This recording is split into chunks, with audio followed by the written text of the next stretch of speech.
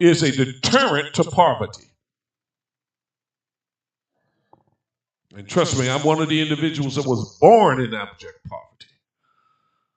But the thing that I found out very quickly, there were some things that were handed to me by a previous of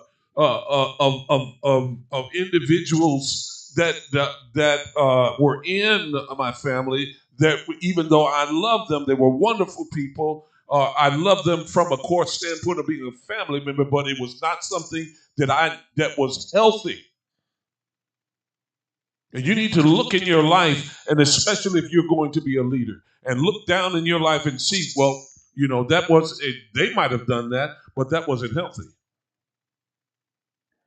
They might have wanted to do this, but that wasn't healthy.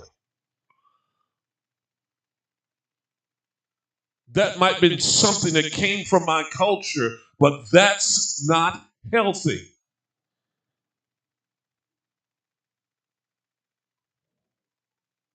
And I'll say what I always said, and I've heard, I got it from Bishop Jakes.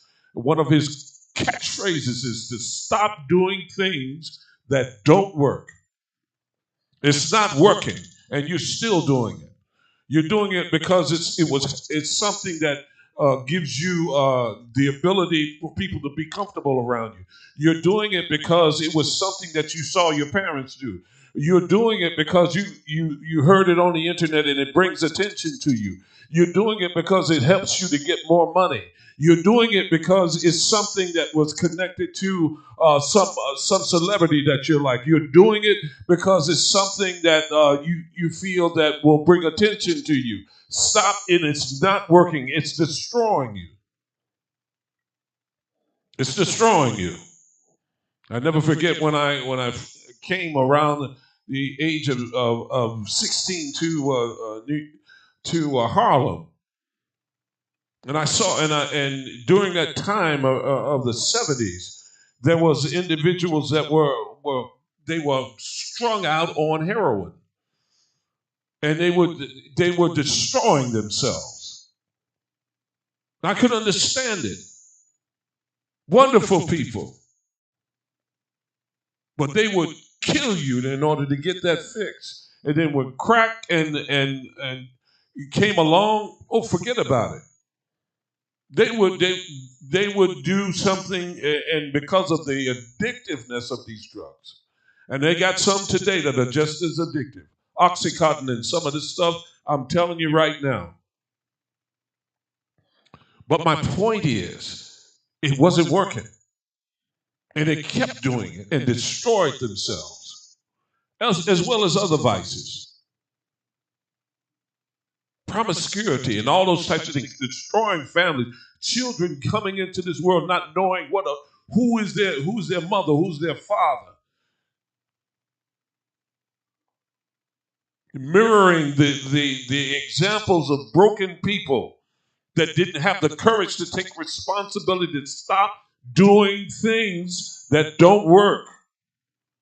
And I'm not acting like I haven't had my experience with it. I'm telling you that at this point in time, I understand it now. And I'm not afraid to talk about it. Because somebody's going to get helped out here. This is what clergy is supposed to do. You're supposed to talk about those issues. You're a leader. You're supposed to talk about them. You're supposed to speak the truth in love. Speak the truth in love. In love now. Not just being an angry person running around all the time. All right, but there comes a time. We just talked about that.